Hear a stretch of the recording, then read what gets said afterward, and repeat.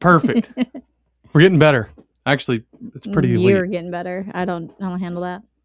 What up, everyone? It's Monday, Natty Day. There we go. Return of the Mac. Zach Johnson, thank you. I appreciate it. Return of the Ivan Carry-On. Don't forget, Ivan Carry-On as well. Just announced. That was a big, I think, a big, what's the word I'm looking for? I just went blank. Not reinstatement. A big, not reclaim. What is the word I'm looking for? Withdrawal? I just went blank. No, the opposite. A big, he did. He withdrew from the portal. Yes. Reacquisition. What is the word I'm looking for? Someone in the chat help me. None of those are wrong. Return, reacquisition, reclaim.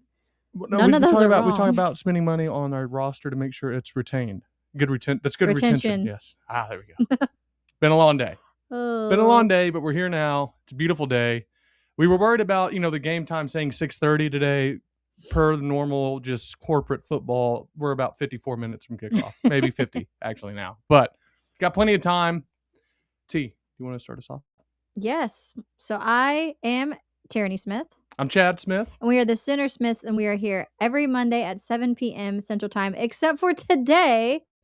We're here at 6 p.m. Central Time due to a national championship game being played today. Welcome, Steve. It's good to see you made it on time. Of course, Stacy's always here. Boomer129 is here. Coach Smith. No. Maybe though. We did attend the basketball game. We have some thoughts on that. Good to see you too. Never mind. If he doesn't have his name in there, I'm not going to say it. But we are here, every Monday at 7 p.m. normally, except for today. And if you have not already subscribed, sorry, I'm really tired today. Subscribe to our channel. You can go ahead. A few of you that are in the live chat, go ahead and like the video, which I'm sure you guys already have because you're loyal about that. And we really do appreciate it. You can also become a member for as low as $2.99 a month to help support the team here, which is myself and Chad and Josh and Zeno.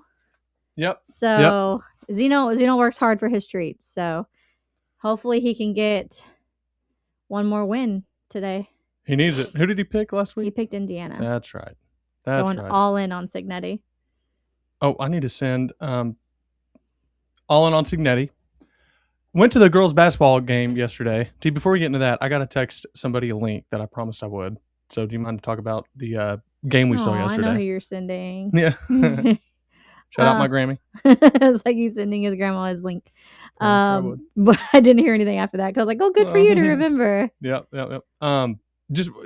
We went there and apparently you can't breathe on an LSU player or it's a foul. Also, I just don't know whether Kim Mulkey just makes people afraid of her or I think what. she's a Dementor and she sucks the soul out of you. Well, yeah. Well, I get it. I mean, it just... Go ahead. We went and it was so good. It was such a good environment. So I get tired of seeing people complain about the fan engagement with men's basketball and fans not arriving. They sold out the women's game. Yep. So it's almost like it's not that they've had a great few games, but sold out it's the product. I'm sorry, it's the product that's out there. It's not the Lloyd Noble Center. It's not just the fans just don't want to go. If you give them a reason to go, they'll go. Like we've mentioned, Duke's not exactly the best stadium, and they're selling out. No. So it's just, but it's neither here nor there. It was a great environment for the girls. They started out hot, and then, they're doing all they can. LSU played well. They hit a lot more shots. I say they hit a lot more shots. There really wasn't when you look at the disparity, but they shot 20 more free throws in a game where you won by 19. I never even seen it was 14-0 at one time, which I haven't seen ever in my life. You would think just the large law of large numbers, what is it? Would dictate you would get at least one free throw. We didn't shoot a single free throw the first half, and they had shot. I think it was 14. I think it was 11 of 14 or something like that. It was insane.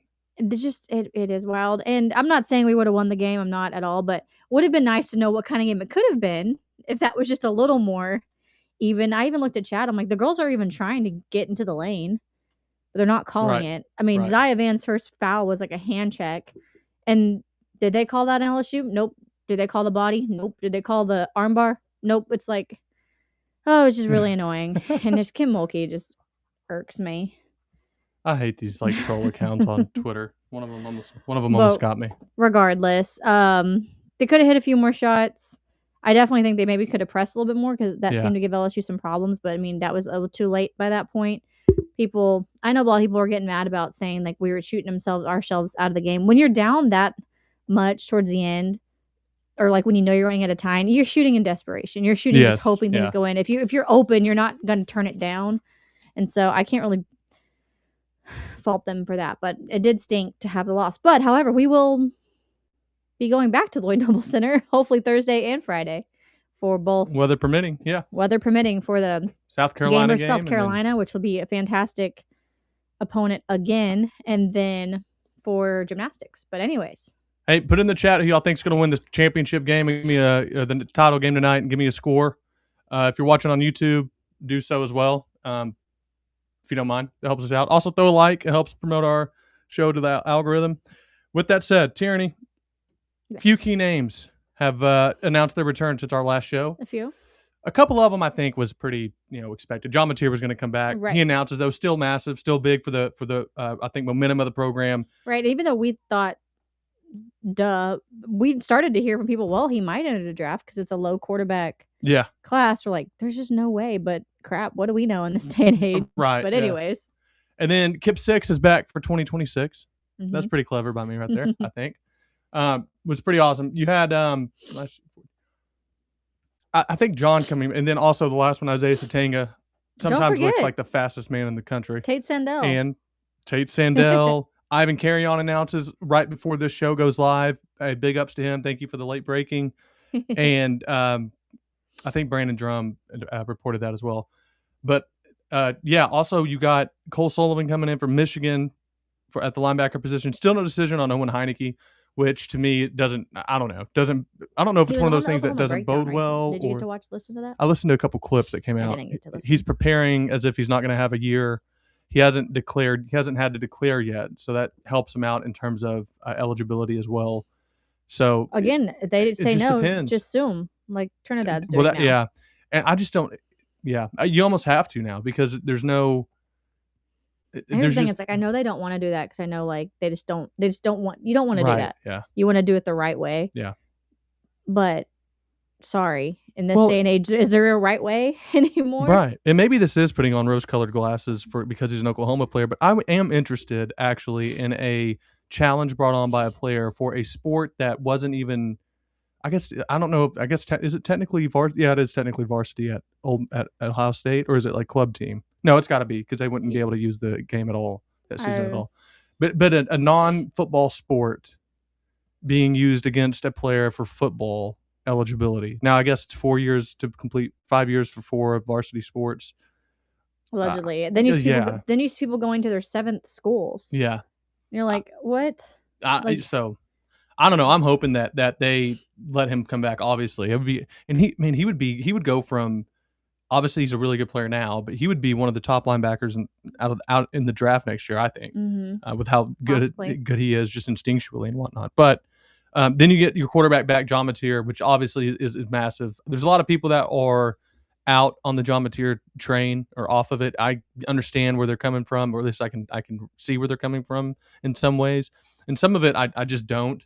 He definitely didn't have the year that I was hoping he'd have, but maybe my hope and expectation was a little too high for someone coming in in a completely reconstructed offense with a OC it's fairly inexperienced as well.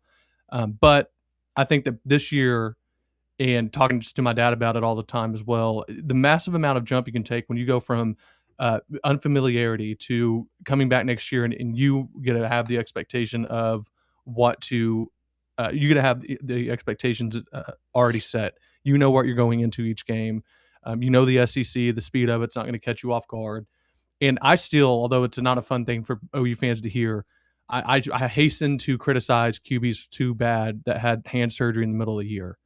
And we only have to go as far back as Baker at Cleveland, whenever everyone talked about how bad he was playing, and then the dude had a massive injury. I think he was injured at the end of the season too for this year for Tampa.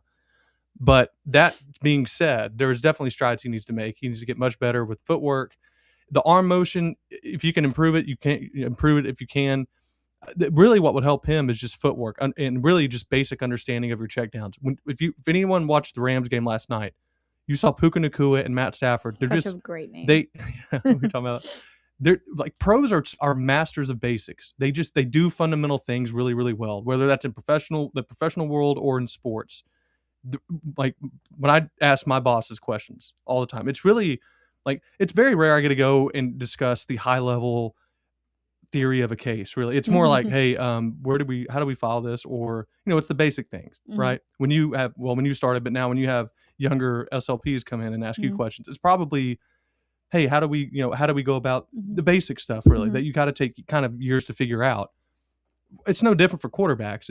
Some have a level or an ability to adapt and process that information more quickly, and some do not. I think John, not only was he struggling with that, but also I think when Keontez Lewis went down, his number one target, it reminded me of whenever we lost Andrel Anthony, that Dylan Gabriel had a good connection with. Obviously, he developed that later with Drake Stoops, but people forget that Andrel was his go-to before the OU Texas game. It was his go-to guy. And I'm excited to see how John really improves going into next year. And although he did have the turnovers at LSU, not excusable. He had the pick six against Alabama. The dude he played pretty solid. I mean, in terms of pass yards, and he was able to attack the middle. Now and I get he had bad throws, but some of that stuff is just going to be, it's not a lack of ability. It's just some things he's got to learn with just scheme, understanding. And some of that is just, you can learn in this film room. You can learn doing mental reps. So I'd rather have a guy that I know has some playmaking ability, has had the big moments where he's had to have drives and make throws, and he's done it. And obviously has some rough edges that you need to smooth out as well. But it's someone that I think a lot of players love to play for and with, and a guy that a lot of players trust can make the big plays when they need to. Right. I think you mentioned it too, like maybe on a different pod, but like something in the film room he can do is look at and get with defensive coaches or get with BV and be like, hey, teach me what I should be looking for. You know what I mean? So where these people are going to be going, so you can better read that. So then you could, make some better decisions in the end, or you can predict what's going to happen. So you can who were we watching? Was it maybe Indiana? It was somebody in the playoff, but I was like, Chad, look, he's throwing it before his guy's even turning around. It may have even been Carson Beck in Miami. I was like, his guy hasn't even turned on his route, and the ball's already coming at him. Right. I said it's just that chemistry was just there, and that knowing of where they're going to be. Which, granted, that also led to some turnovers because the receivers would often turn the wrong way, and John was throwing it where they were quote unquote supposed to be going. So that's something that could be worked out as well. I will say somebody will probably mention, which I don't think you meant it, like an unfamiliar system. Because you said, a new system and a new coordinator. You meant he's technically with his coordinator, but you're in the SEC, you're transferring what that worked into the SEC level. So then you mentioned later, the pace is different, the size is different. You're figuring out what works and what doesn't. Right. Which I think that, sorry, I'm running out of air a lot now because baby's taking up a lot of room. So I get winded real easy now.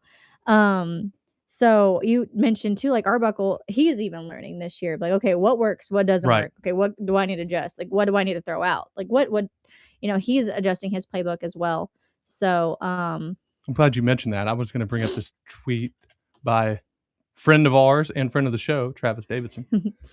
My biggest key this summer in the portal, or this offseason in the portal, had been tight end. Listen, that's not a big brain take. I'm not acting like it is. Everybody knew we needed tight ends. But since it's something they did address, I'm going to keep saying it was it was my idea, Jim.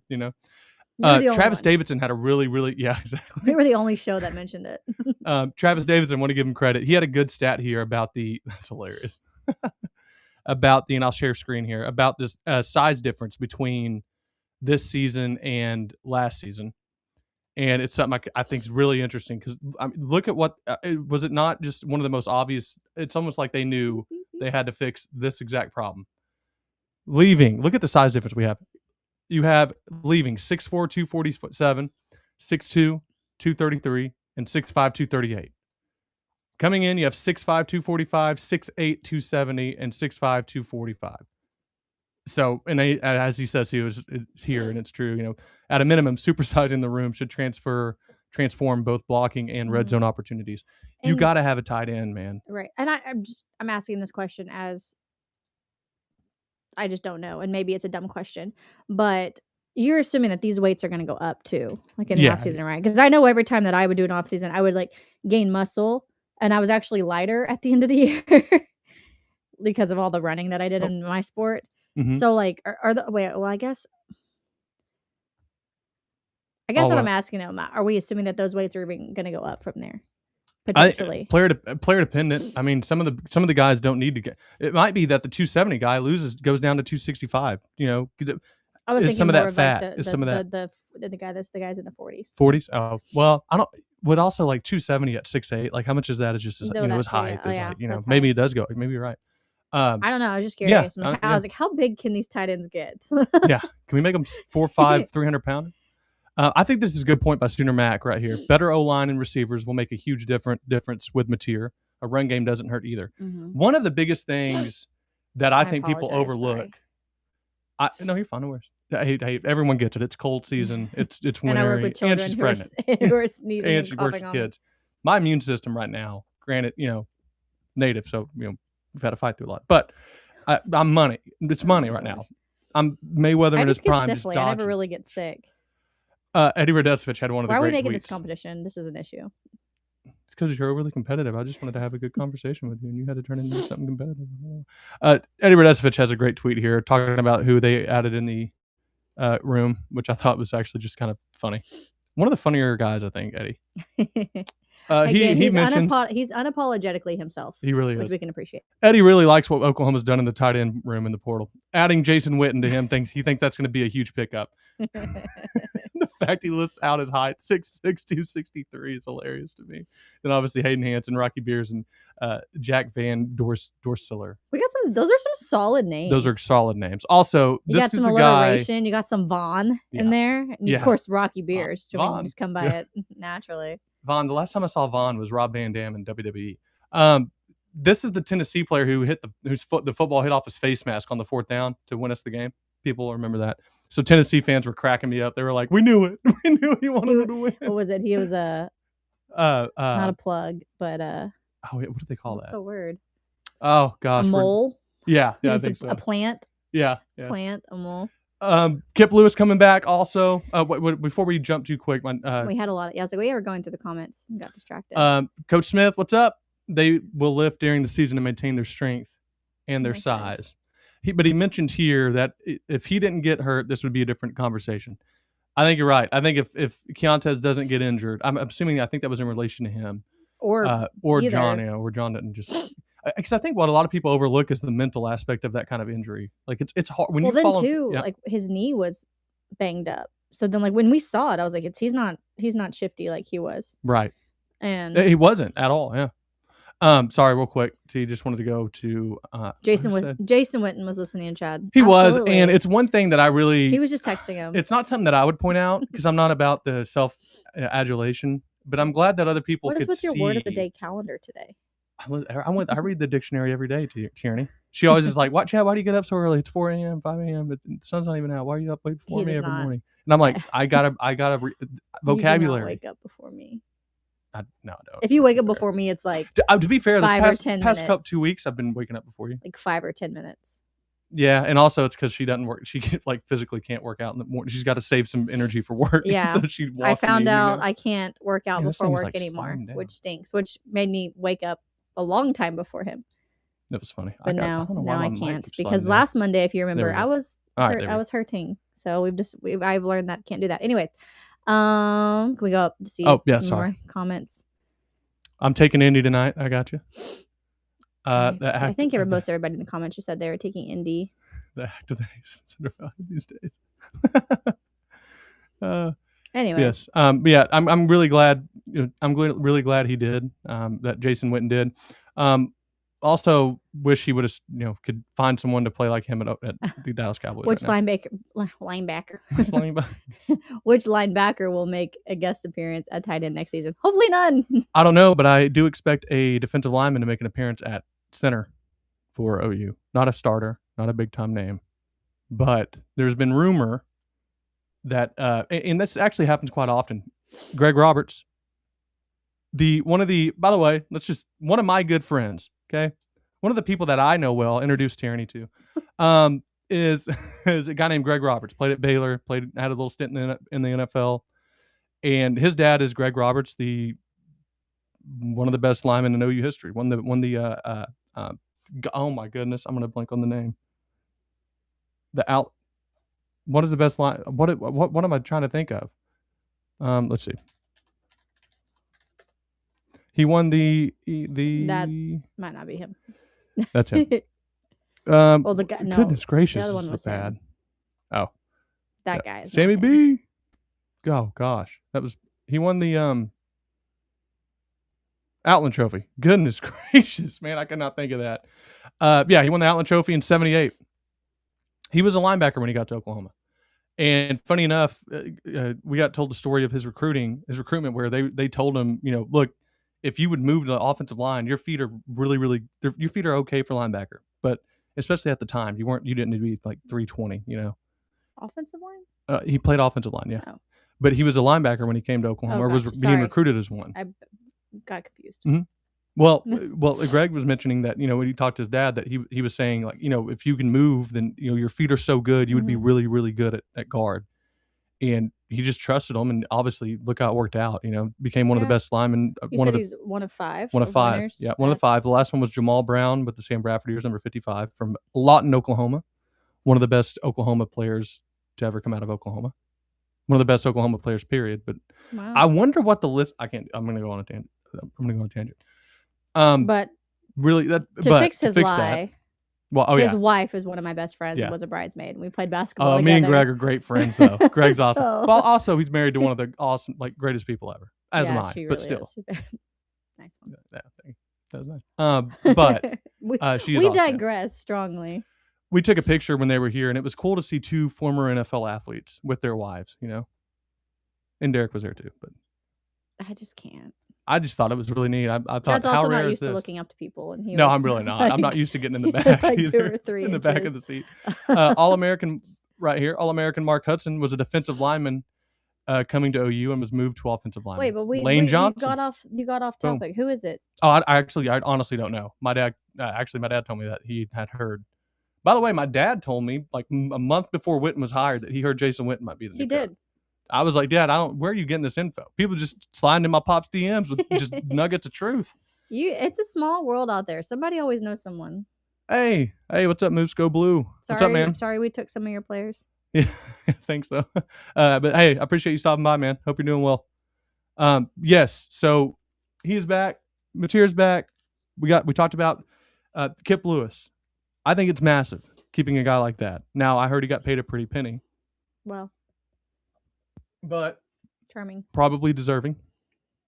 And in a world where you are relying on your defense to kind of be the lodestar of the team this next year, right? To be like, the rock that anchors them. You got to have the leader of that side of the ball. And as much as Jaden Jackson and David Stone are leaders as well, I think Kip is a guy that just has an alpha kind of energy to him, and you need one of those on your defense. Especially when you're losing a Kendall Daniels and you're going to lose a Kobe that won't be there next year. Kip's going to be a dude where you don't have to. There's not going to be another linebacker having to come in. Colts will have to, but at least that will be only one that's going to have to learn all the new terminology, learn the new defense. It's like getting Danny back. Exactly. Yeah. Just that same type of leader who knows everything, who's able to direct people.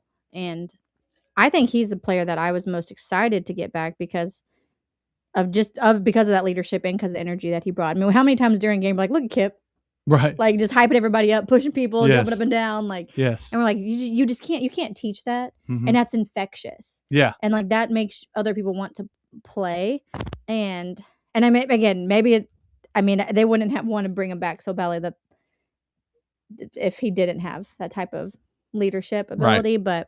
And he was someone that. I don't know if he ever got player of the week for us, but he was always solid. And we would look at the stats like, oh yeah, Kip still had 7-8 tackles, but like it was just somebody that was really consistent. And sorry, I read a comment and got off. No, he was just somebody that was really consistent, and that we decided that like, man, if he leaves and Owen Heineke is gone, that now we're a little more worried on the defensive side. Where now it's like, okay, defense should still be as solid as it was this year. And then it's just we just needed that offense to click. Right. Or we needed a healthy Mateer and another healthy receiver. And it seems like we're getting the pieces that we need. And so I'm just, you know what? We're going to start drinking the Kool-Aid now. No, absolutely. I got 8 months to. Well, there's just no doubt. There's just no doubt. Are you talking about this? Yeah, I was talking about that Greg Roberts. Like, that's definitely not him. No, there's certainly not. All right, well, this is late breaking news here. Nick Saban just picked Miami. You know what's crazy is, like, I haven't. Wait, before we get on that, because we'll just finish out. We'll finish out the big three that are staying. I think Isaiah Satenga. Now we talk about a guy I know is faster than me. That's one. I'll give him credit for it. Okay. You run a 10. What was it? 23 miles an hour. He was like the fastest. Barry and Brown from Ole Miss or not Ole Miss. He played at Kentucky last year, but no, Barry and Brown plays at I think it's Ole Miss actually. I don't know. I can't remember where he transferred to, but he got up there too, but LSU. It was on a kickoff. LSU. Goodness gracious, it is LSU. I was thinking of Bernard from Alabama. Sorry. What a pull, T. That was fantastic. Yeah, Barry and Brown at LSU got moving too. I'm normally good at that, so I'm getting better. And Isaiah Satenga, I think, got up to 22.4 or something. That's just ridiculously fast. Yeah.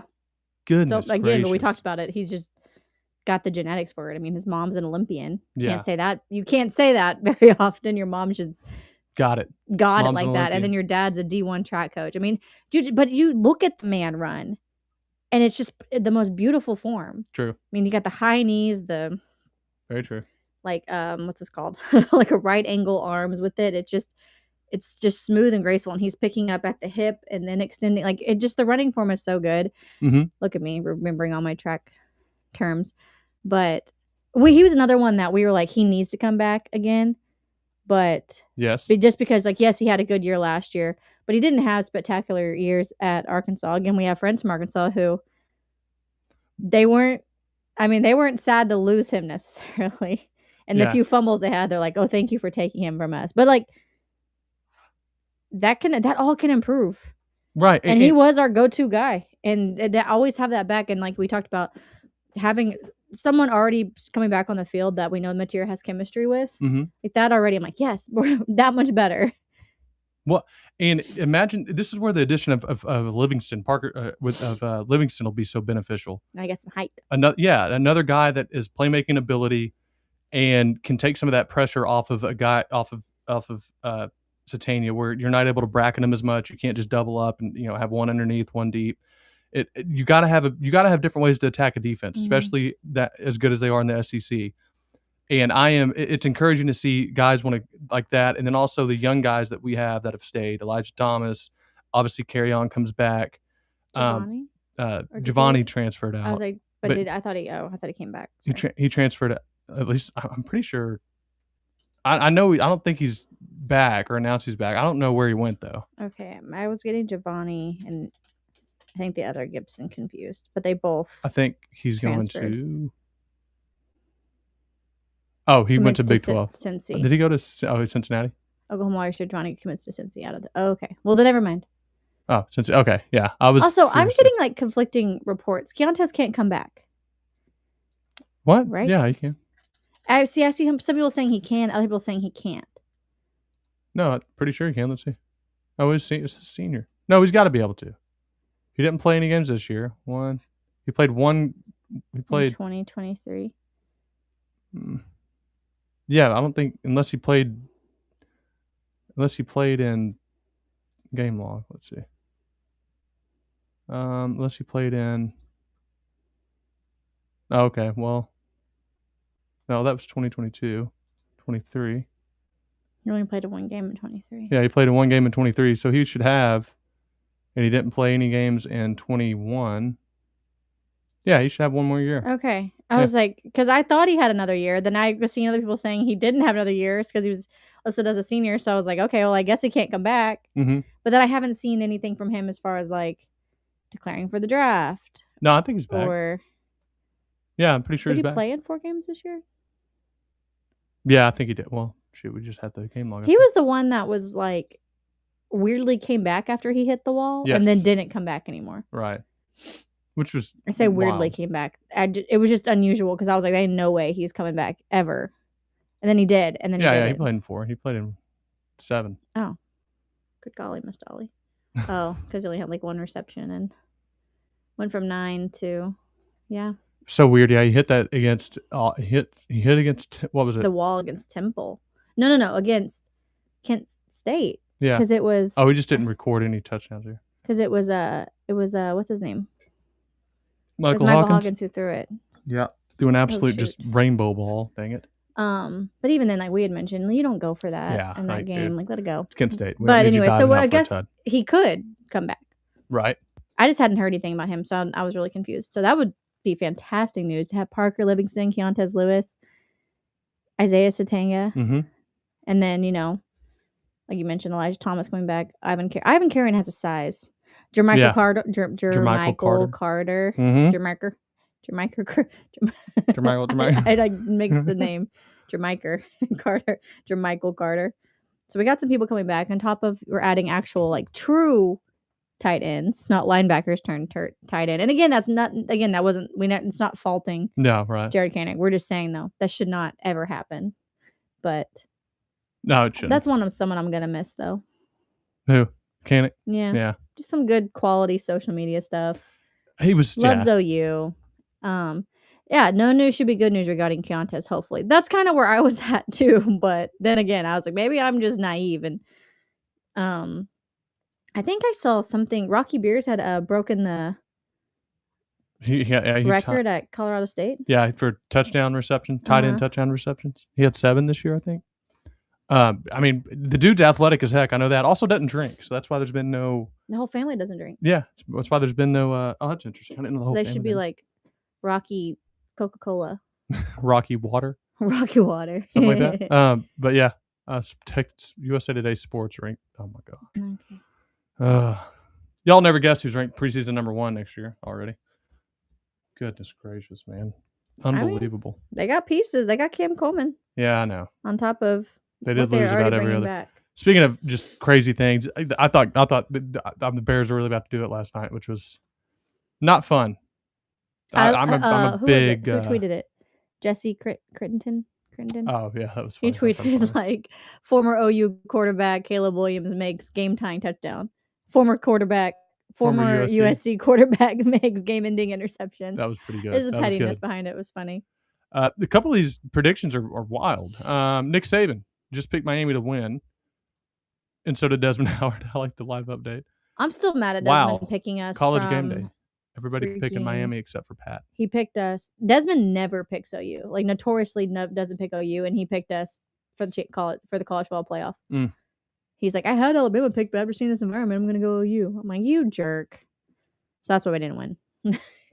Desmond Howard's fault. Except for Pat. Interesting. We didn't get to watch it, but did they say why?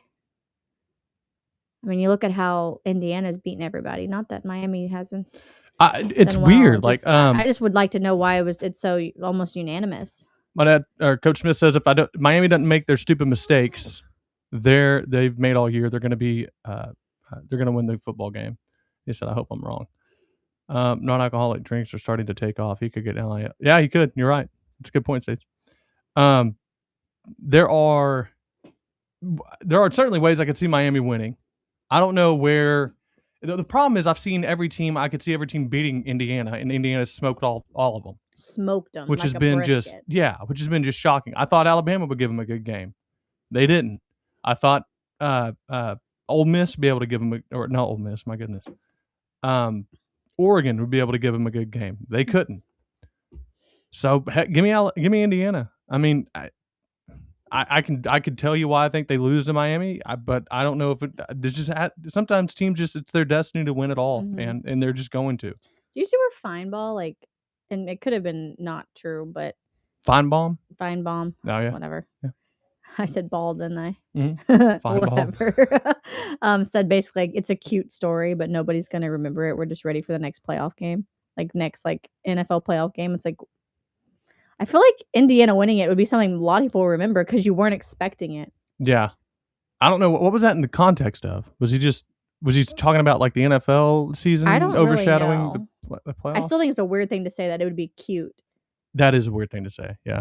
I am. For me, there's it's just weird that they've decided to just compete with the NFL playoffs for ratings, or just to bow down to them on playing on Mondays or Thursday afternoons. The fact that it's on a Monday is inexcusable. It's inexcusable. And the next year, it's not even the championships game, not until the 25th of January. Also inexcusable. The regular season ends November 18th. Like November 18th? Yeah, it'll be 2 18th? months. Yeah, something like that. November like 25th. Okay, maybe wrong. I just said the last week in November, but I don't understand why we need so much downtime either. Like, I don't either. After you play the championship, like, don't do buys. Like, everybody plays the next week. Mm-hmm. Because honestly, the buys have shown to not be that great unless you're Indiana. Everybody else has lost the last 2 years, and then play the next week, and then the next week, and then you can get it done pretty quickly, or quicker, anyways. Yeah. But here's my thing: why isn't they said the NFL playoffs? So why isn't NFL playoffs? They play on Monday the whole. Like, they play on Monday the whole season. Right. So why are we swapping it at the end? Mm-hmm. You know what I mean? Like, why are we having playoff games on Saturdays for the NFL? Mm-hmm. Not making it Monday Night Football. When it's like Dan Lanning said. There's like more than one game, I guess. Yeah. It's like Dan Lanning said. He's like, we provide a lot of value to the NFL. It's not like, they're getting nothing from us. So the idea that they just automatically get the Saturday, or we have to just kowtow to what they want us to do, is just right. Also, I mean, ridiculous. Do they actually get more views? Yeah, dude, they get. They do more than college. Because I'm not a big that's me. Big NFL that I'm just biased towards college. But you look at the little group project here. Let's see, average ownership. Let's see, playoff. This is going to be so skewed. 38.5 million. Jeez. Wild card division. That's crazy. Let's see, college football. That was in 2023, to be fair. I don't want to look up this number. I'm sure it's not that far off. Let's see. 23 which me watch. Well, that was across the wild card. So was that across all the games? Yeah, probably. Which are the most viewed? 12 team. Oh. So you're looking at I guess all those. I mean, I'd say 15, like 20 or 10 is 18. No, it might be about 30 if you do top 12, I guess. I don't even know what this is about. But anyways. Yeah, they get crazy views, and then the revenue they generate. Playoff. I guess that's true, because I don't normally watch any other like random teams in the NFL because I really just don't care. I pretty much watched Baker and the Bucks, and then I watch Dallas. And then we're like we've actually tuned into these NFL playoff games for like random teams we don't cheer for. Interesting. 2026 Sooner year, says Bishop.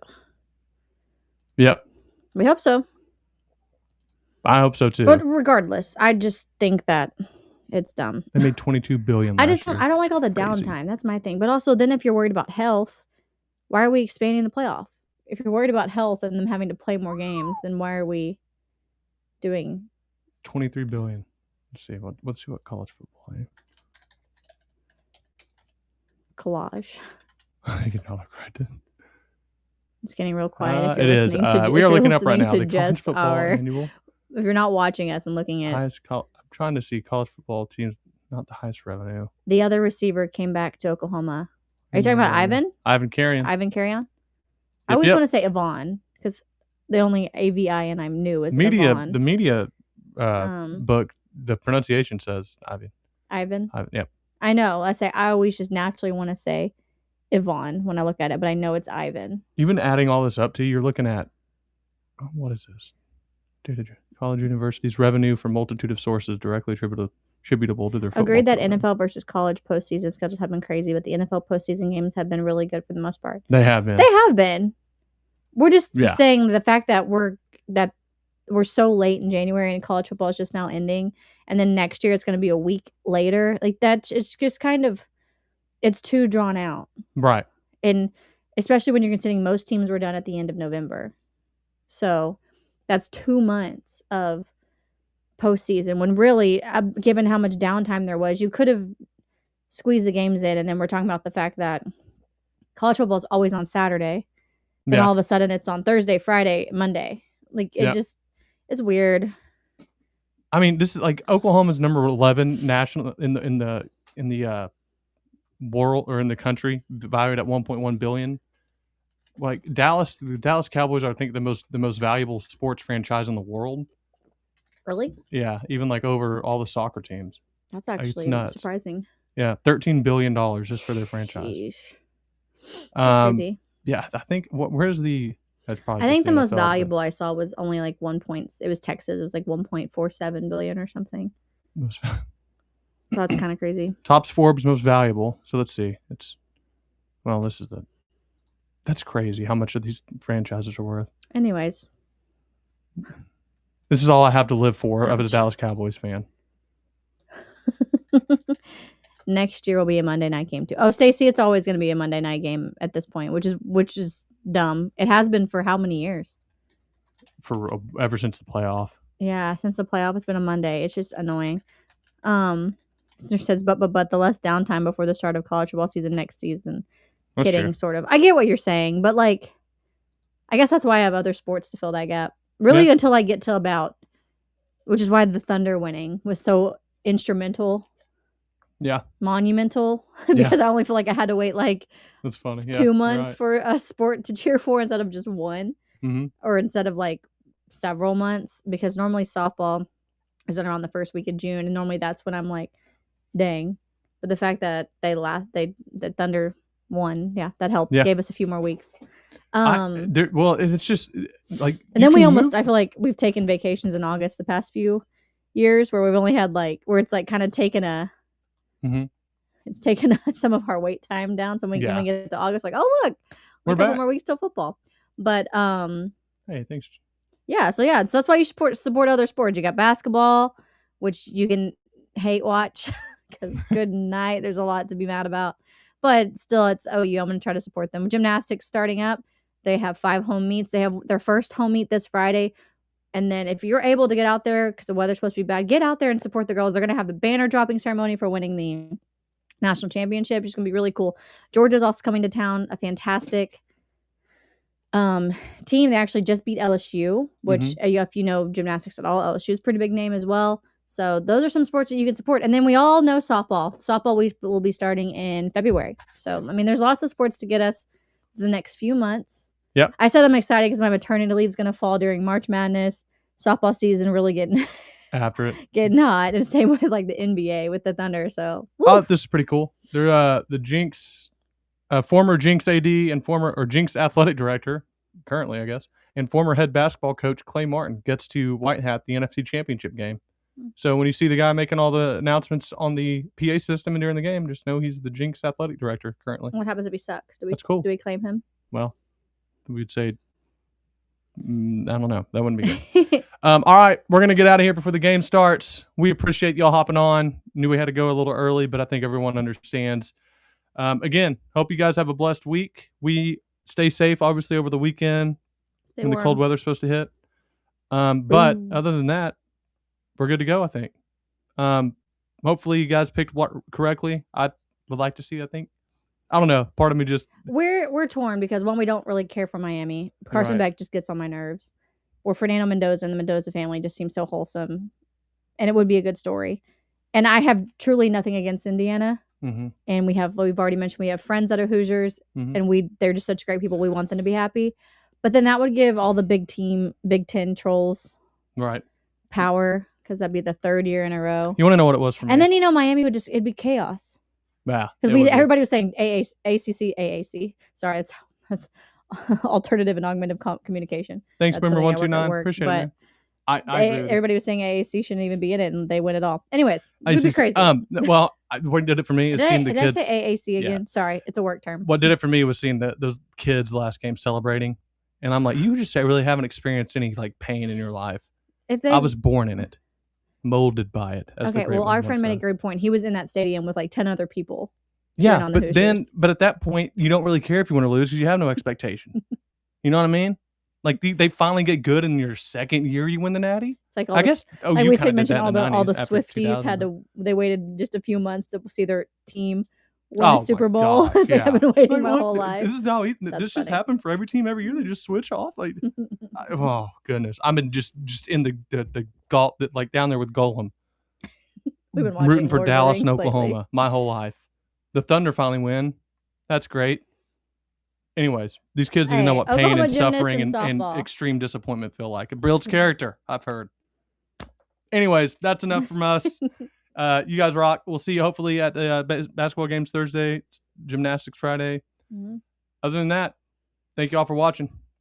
Boomer. Boomer.